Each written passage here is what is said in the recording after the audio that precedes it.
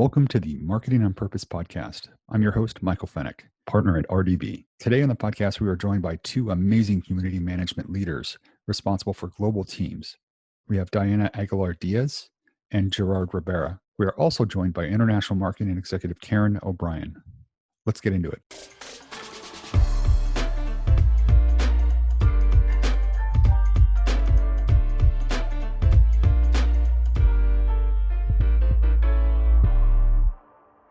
Before we get into things, I'd love if each of you can tell the audience a little bit about who you are and what you do. So I'm Gerard Rabara.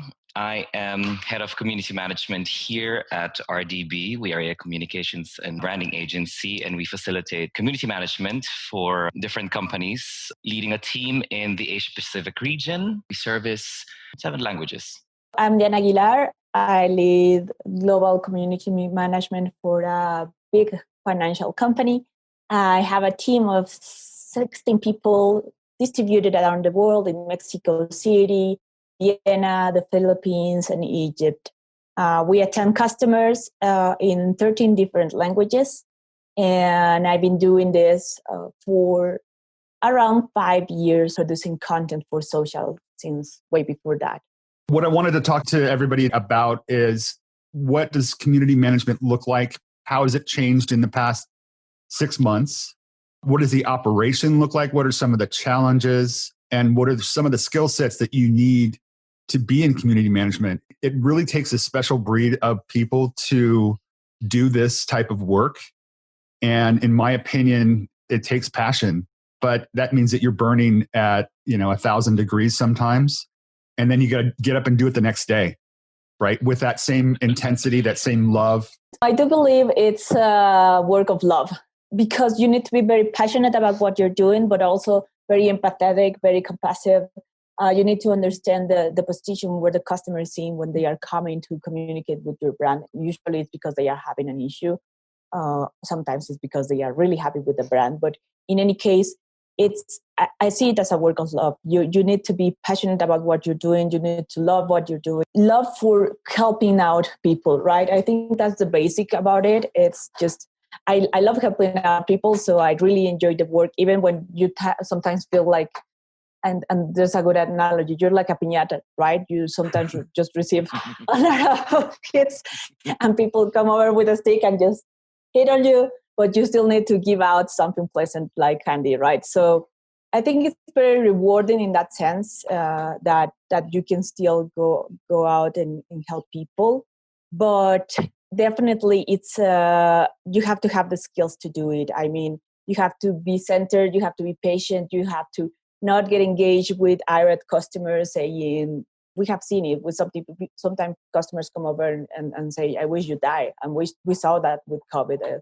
I wish you all die of COVID, right? So you still need to be able to just stop your feelings over there and say, we are sorry you feel this way. How can we help you? Because in the end, there's a person on the other side, and they might be very irate, but they still need something, and they are still making the effort to communicate with your brand, because somewhere over there's a need to fix this relationship that they now consider broken, right? So it's your job to go there and find the tools to fix this relationship, even when the way they communicate it is not the ideal, right? Well said. I mean, I can only echo it, right? Diana said it perfectly. It is a labor of love, and it takes a special kind of Zen master to do this kind of work. You cannot engage in entertaining trolls of any kind. You cannot let these messages, angry messages, get to you. You need to be able to let it roll off your back really quickly. It's a level of resilience as well that is very much needed in this job, because it's, like you said, it's a daily grind. You go about it. There are new messages, new problems, new interactions that sometimes might catch you on an off day, might catch you when you're having a really, really down day, and all of a sudden you read this message, and it's not even directed to you. It's directed to the brand that you're working for and you're representing, and all of a sudden it hits you different, and you have to take the time to digest that and not right away react as you would react on something that is personally directed to you or not. So it takes a special brand of person to be able to be a community manager, not just someone who can type well, come up with quirky one-liners, but also someone who is compassionate and at the same time strong. So you have to be a little bit of both. Karen, setting up community management, what kind of challenges, as Gerard mentioned, these challenges and skill sets, being a community manager also means that you need to interact with marketing and be up to date and have a playbook. What was your experience? I definitely agree with Diana and Gerard that it takes a very special person and a very skilled person to be able to navigate community management in an effective way. I think, the reality of being online 8+ hours a day and talking to over, a week or a month, thousands of customers, you become a really, really important asset to the company that you really understand the voice of the customer. And that is increasingly more and more important to brands and companies. It's not just support. It's also just really understanding a day in the life of the customer, the pain points, and also the brand love that they have, being able to amplify that. There's both positive and negative. I think when you get started, the most exciting thing that happens is you start to see a direct dialogue with your consumer. I remember the very early days when we set up community management of, wow, we reached out to somebody and they responded. And what did they have to say? It was mostly positive, and that was super exciting. We saw that we could impact customers in a positive way. We could help them get information. We could help them to feel closer and more humanized to the brand. So I think there's a lot of positives. I think scaling that is the key. So having leaders that are in place that can work across the organization is key, because they need to be able to go back to people in product, people in marketing, people in, risk management, what have you, communications. It's right across the entire organization. Then you have the complexity in global companies of time zones and languages. But I think, in a lot of companies, this role is either highly valued or undervalued, depending on the brand. And I think it's going to be one of those key levers that brands are going to understand over time that they can leverage to be able to really impact customer loyalty. Fantastic. So can we talk about a few examples, some of the highlights in terms of seeing and being brand advocate? So maybe some examples of brand advocacy that you've seen or helping people in a way that was unexpected or had an unexpected outcome. We do have one. There's one I remember perfectly. This woman approached us. She called the customer service line, and it was very difficult. And even when she connected with us, it was very difficult to understand what she needed. But for us, it was really clear that she really needed this thing she needed, right? So we took some time to understand, not to just immediately dismiss this conversation just because it was not clear. We took the time to understand what she needed, right? In the end, we figured out that what she needed, and we provided it to her, right? And sometime later, she wrote back to us from Spain. She was able to be there with her son, and she was like super happy that we had helped her complete this process. In the end, she went and lived with her son in Spain. And then after that, she started like engaging with us and sending us pictures of her with her son in Spain, and coming every day and say, good morning, team, or coming at night. I wasn't able to come this morning, but I just wanted to say good night, right? When she figured out that there were several teams, not only one, because she was like, how are you online all the time, right? We told her, well, it's 3 shifts. So then when she found out that, she will come in the morning and say good morning to the team, and in the night to say good night to the night shift, right? So it was like a very nice outcome from this person who really took this attention we gave to him. That was really important. It changed her life in that sense. So the fact that she took every day to come over and say, I really appreciate what you have done for me that no one else was able to do for me.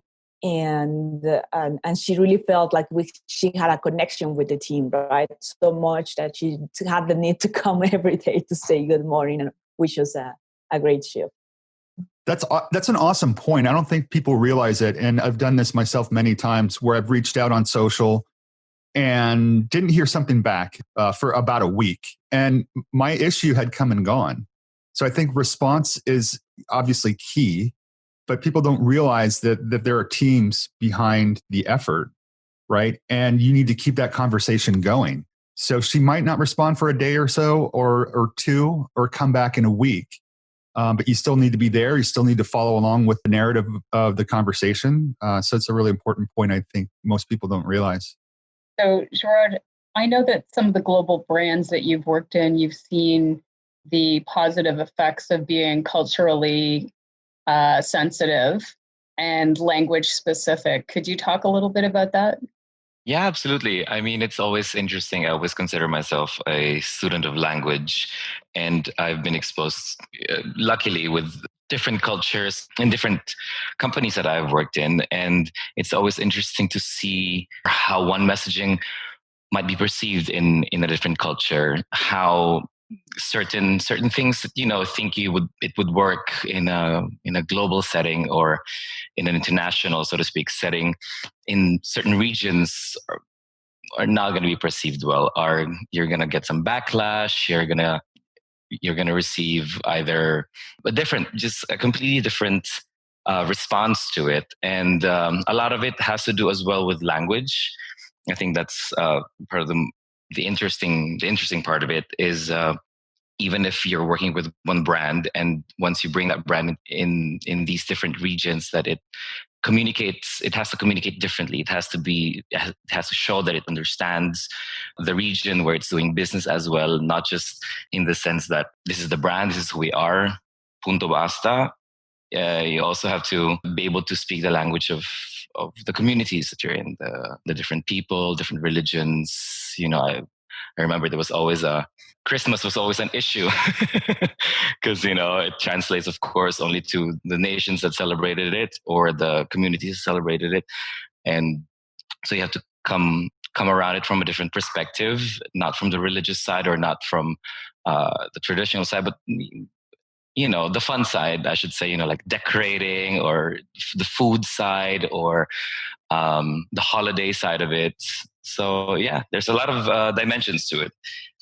I've seen sort of the argument for and against including different languages or expanding languages in community management, particularly in the United States. There's always a discussion around, should we be, offering Spanish language? Should we be offering, make up the language? And there's usually sort of an ROI component to that. Do you have any thoughts on that? I mean, yes. I've seen it both ways. I've seen it happen where, yes, we're happy with providing community management in English because we understand that our customers, the fact that they're using your services, they should know a little bit of English. But at the same time, in order to go get deeper into the business of the community that you're serving, you also need to be able to speak their language. We've seen it many times in the past, how some people are begging to give you their business. Some people they want to throw their money at you, so to speak, in going back to the ROI argument, but there's just no avenue for them. The language option is not there for them. So they're frustrated. And of course, that's a loss for the brand, for the company. So I understand that it's important to look at it from the ROI perspective, but at the same time, the brand as a whole has a responsibility, I believe, in the community where it's at, in the countries where it does business, and if it really wants to project itself as someone who understands global business and global branding, then I think it's only fair. Would everybody agree that having social community management is table stakes? It's a must for any company. Everybody should have that ability to talk to their customers. Absolutely, because the conversation has shifted. It's no longer a one-way conversation. Brands are used to the old marketing where you just put a message out there and you don't know what happens to that message, right? You just put it on TV, on a billboard, on the newspaper, and you don't have the consumer reaction. Now we have it. Now it's a two-way channel. Now the customers can come over and communicate to you what they think about your brand, your promotion, your ads, your products, etc. Right? So you need to be there in that conversation, and you need to own that conversation. Right? I think that it's important that you connect with the customers in many ways, and language is one of them. Right? Even if I speak English, I will feel more comfortable connecting with you as a brand with my native language, right? So the fact that you can offer that possibility, it's a good way to connect also with customers globally, right? So I do definitely believe that everybody needs social community management. You need to be there to listen to your customers, to acknowledge them. And also the kind of feedback that customers can provide in social is invaluable, because unlike a call center where they call for a specific issue with the brand or the product or whatever, in social, they can express every opinion they can have. I'm not going to call a call center to say, hey, I believe that your ads are racist or whatever, right? I am going to voice it in social because I do have an audience over there too, right? So it's very, very important for the brands to be there for those messages, to be there for those audiences, and to have a chance to own or regain that conversation, turn that conversation from negative to positive, and stuff like that. Awesome. So tell me how it is to run a team. We talked about the fact that there's more than one person on the other side of that social channel that you're interacting with. How is it to run a team? What does it take? What are the challenges and the fun parts of it? Do you ever get to sleep? Sleep is optional. I think it's very rewarding, right? Especially in if you have a global team like the one we had, and you get to work with people from different cultures, people from different countries, and you bring them together and you sort of see the beauty of putting all these puzzle pieces together and see it work in harmony. And there's something almost poetic to it, because you see all these people, you wouldn't imagine them being able to work as one in maybe like a different setting, but in the setting of community management, for example. It works because these are people who are communication experts. These are people who are experts in language. These are people who are experts in their own individual local culture. And all of a sudden you have this common ground of talking about, oh, you have this in, let's say, in Thailand. Oh, we say this exact same thing in, let's say, Vietnamese. And it becomes an exchange, and it's enriching. It's enriching and fulfilling at the same time. Not to say that it's not stressful, because you have all these people coming together from different backgrounds. In general, it's fun. Yeah, no, I completely agree with Gerard. And I also love seeing how these seeds you put in every region flower, right? And how they take. I always start when I train my teams. I always start to communicate this passion. It's not only about you have to respond to customer this and this and this. It's reminding them like, hey, these people need help. These people are contacting you for a reason. These people are humans, and they need to be there. They need to know there's another human on the other end. Nobody wants to talk to robots, right? So they need to know that they are speaking with a human, and you need to put yourself in their shoes and understand what they are needing, etc. And also telling them like the good things, the highlights, the rewards that this job can give to you. I think that's very, very important when you're training a team is to communicate this passion, this love for what you do, is to inspire them to follow their path and to be. I hate that some of the community management work has been like, these are the scripts. If the customer says this, you say this. If the customer says this other thing, you say this. Where's the human part of this? Where is the connection on that, right? So to me, it's very important to transmit that passion for, hey, be a person too, right? You have your chores, the things you need to do, some information that you always need to provide, but also you need to be you, right? You need to be a human. You need to care about what you do. You need to care about this person you're attending, etc.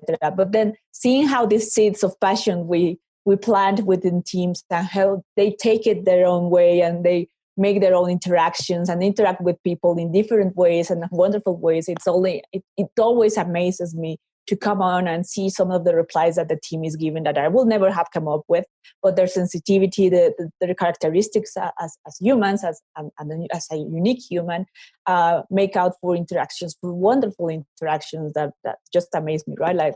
And I'm really, really happy in that sense to see how the team benefits of each other too, how they communicate between them, how they can give tips to the other on how to handle some stuff, and also how they are little by little prepared for everything, right? Like if you train them in a very specific way with just scripts and roles, etc., people won't be prepared for the unexpected. And if there's something that characterizes social media, is that expect the unexpected. Anything can happen on social, and there's a lot of things that are going to be coming in that no one is prepared for.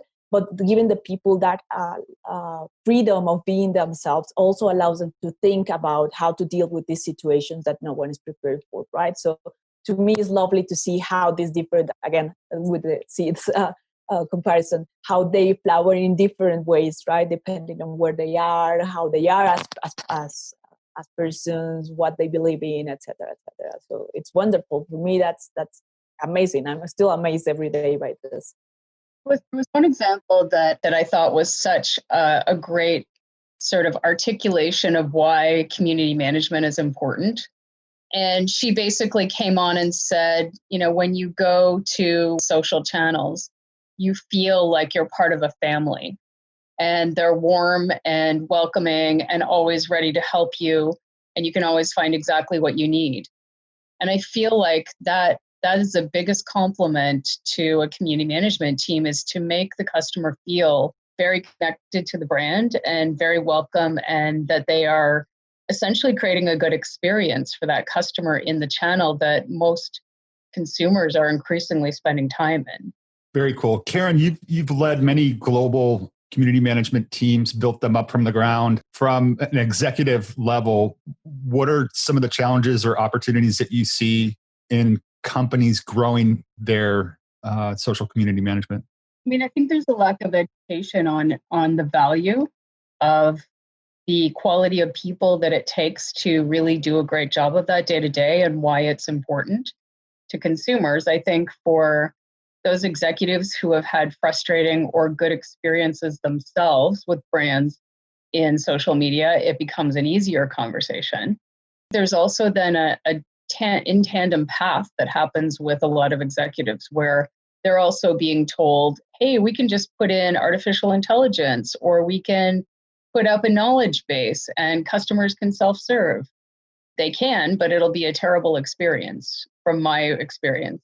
I have yet to see a brand in social that is passively responding to customers with technology and creating a great experience. Mm-hmm. And I think the more personal and the more complex your product, the harder it is to do that. So for example, in regulated industries or service-based industries, I think it's nearly impossible, at least at where we are at this point.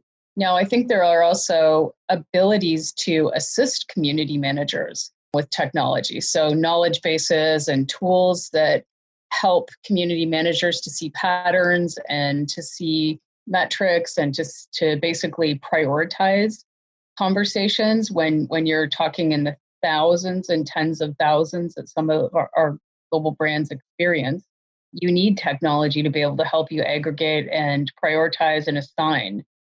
But at the same time, I don't think we're ever going to get away from that human element, or at least I hope we never do. But then from a leadership standpoint, it then becomes, from their perspective, a cost center. And I think that in itself is the problem. We shouldn't be looking at serving customers and building brand loyalty as a cost center. We should be looking at it as an opportunity to build loyalty and to potentially serve those customers in a better way. I'd add on to that too. Merging technology with community management has so many benefits that I don't think a lot of companies take advantage of, because you are monitoring and engaging with the voice of the customer.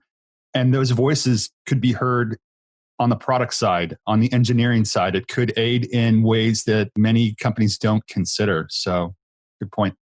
And I'd say sadly in, some more legacy brands, they're looking at what's the cost of crisis management. If something happens and we don't have people to respond, what's the potential cost to us? And that is, I think, not the most optimal way to look at the opportunity. We should be looking at how can we build positive brand affinity, brand loyalty, brand love, helping our customers in the most effective way in the channels where they are, versus looking at the potential crisis and, downside. Now, having said that, I am sure that companies who have been prepared for crisis management are very happy that they have robust community management teams during this time of COVID. Because with a lot of, legacy customers or brands having to shut down operations or completely retool their business model to be more digital, it's become even more important. And the last thing you would want to be doing is actually cutting your teams. When you're going more digital, you would want to be potentially expanding those teams and using them more often. Have you seen volume decrease over COVID? Not at all. It increased 3 times over what we were used to handle. And what's the volume of inbound customer interactions that you're dealing with on a daily or weekly basis? Since COVID started, it went super crazy. One day we got 13,000 messages a day. To me, that was like a great proof of the importance of social networks and community management. And we exceeded 250,000 messages per month. They turned to social media to ask, how can I solve this issue that I cannot go out, etc. Again, and it's also depending on your audience or your customers, right? A lot of our customers don't have landlines and they just have access to internet on their smartphones. So that's why they prefer to be asking these questions on social media. But also, we also have like the digital compound. And a lot of people moved to digital. Maybe they were more comfortable in retail, but they moved to digital because of the situation. And of course, when you are working in digital and you are doing something digital, you want digital assistance, right? So the most reasonable thing to do for you as a digital user is try to get support online. So a lot of these people that were just downloading the app or finding out how to use the website, etc., will come to us with questions about how to do this, how to register, where to download the app. So yeah, COVID has really impacted us in that sense. I don't think anyone was ready for something like this. And we had to figure out some solutions that we didn't have before. Along with our partner, we implemented an automated solution because there were a lot of frequently asked questions. And the information is out there, right? The information is on the site. If you Google it, you will find it. But people sometimes just need this assistance, like they need someone to guide them, right? So they will still come over to us, even if they go easily Google it, right? So we did come up with an automated solution to help us deal with this volume because it was, again, too much for the team we had. And this automated solution provides like regular replies to questions that people have. But still, we have seen that even when they have this automated reply, they will still type something and ask, but how, but where, but what, I don't know, but does this apply to me? But I have this idea, et cetera, et cetera. So there's always going to be something that the customer needs, right? You need to provide that option to get to a human after you have provided your knowledge base or your reply, your automated. Because it's no longer a one-way conversation. Correct. Yeah. Yeah, and they will still want to know something, even if you have a script or a knowledge base. There will still be questions and doubts and stuff like that. And I think what the experience that you're describing during COVID, you can see that over and over again if you only go to Twitter and you look at the conversations from community managers from any major brand. They're talking about it quite openly that their teams are experiencing almost complete meltdown in some cases of just overwhelm of inbound messages because the business has taken a massive step forward digitally that might have taken 10 years for them normally. Absolutely, yes. So, Diana and Gerard, what do you think the differences are between someone who is used to answering customer support questions in a call center environment versus a social media channel environment? Are there differences? Do you need to have different skill sets? Straight off the bat, I mean, in the social media setting, you don't need to actually speak to the customer with your with your voice. The difference is that I think, especially for people who are used to the call center experience, is that, you need someone with a soothing voice. You need someone with a comforting voice. But all that in social sort of goes out the window because you can actually put that into words. You can use your words to make a customer feel welcome, make a customer feel like they're being taken care of, as opposed to just inflection of your voice or the way you speak to a customer. So I think that's one of the first differences. I think second is in social, there's less of a filter because I think people feel like when they speak to someone on the phone that there's a bit of a limit.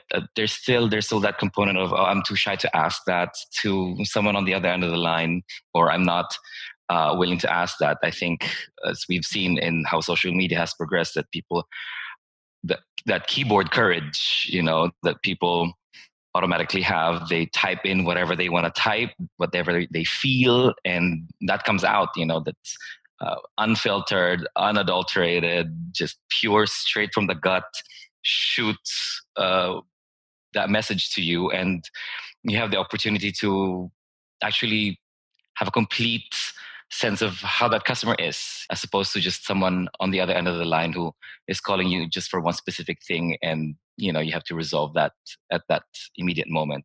And I think also the response time, I think people are less forgiving in your in response time on social. They want their answers now, they type now, they want a response at that very moment. In a call center setting, of course, if the line is busy, the line is busy. The customer on the other end gets it and will probably try and calling again. So there's even higher expectations in social, right? I believe so. I mean, I've experienced it because there are things that I've seen that people ask or people want to talk about that I don't think anyone would ever have the feeling that they're free to ask that in a call center. They just want to get this over with, want to get sort of their pain out of their system. But in social, there's room for a little bit of side dish. As customers, what should be the expectation in terms of response times? For us, our case is that sometimes customers have tried other channels for assistance, and now they are just fed up. So when they get to social, they really, really, really, like, I already waited on the phone for 2 hours, and that anger from waiting from the phone for 2 hours, I'm gonna just put it out on social and say, I need a response now, or something like that. So I think in that sense, it's very, very important for them to be there at the time they are contacting you, but sometimes that's not necessarily possible, right? And sometimes get people that are like, I'm here at the retail location and I need assistance right now. Tell me what to do with this or this or that, right? So if you are not there for them, you miss that opportunity to fix that relationship you had with the customer at the moment where something bad was happening, right? So it's very usual for people that at the moment they are having a bad experience at a retail location, or they will tweet about this, or they will make a post about it in the moment, right? So as soon as you can get to that roadblock that the customer is having, the better, absolutely. Collectively, you three said it all. So I think the human element, the humbling of bringing cultures together or seeing that we all have the same struggle and the same opportunities is beautifully put. And yeah, I think to Karen's point is, how do we take all that data and what do we do with it? How do you take that and make the company better, the product better, the people better through those voices? Those are questions we'll have to save for another podcast. Gérard, Diana, Karen, thank you so much for taking the time to be on today's podcast. I hope we can do this soon. Thank you so much today for listening to RDB's podcast. If you enjoyed the conversation, please consider leaving us a rating and a review. Also, be sure to subscribe to the podcast and follow us on Instagram at RDB.agency and on Twitter at RDB.agency. Thank you once again for listening. We'll see you next time.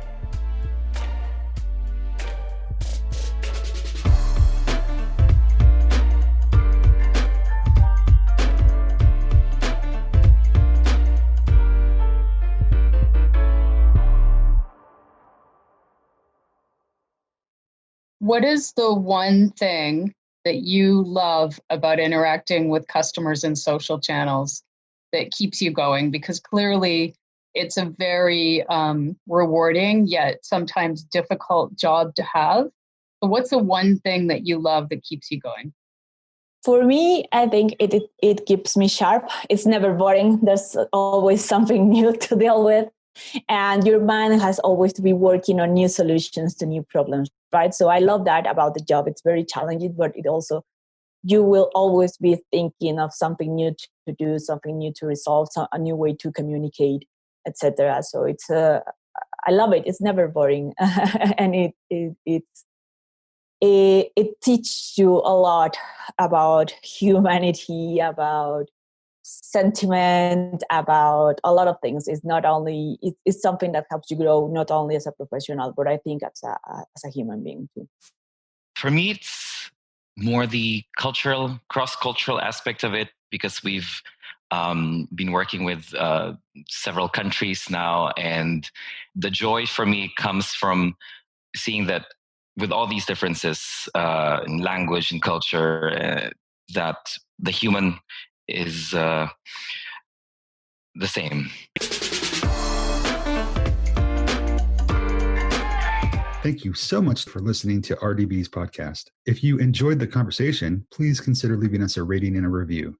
Also, be sure to subscribe to the podcast and follow us on Instagram at RDB.agency and on Twitter at RDB.agency. Thank you once again for listening. We'll see you next time.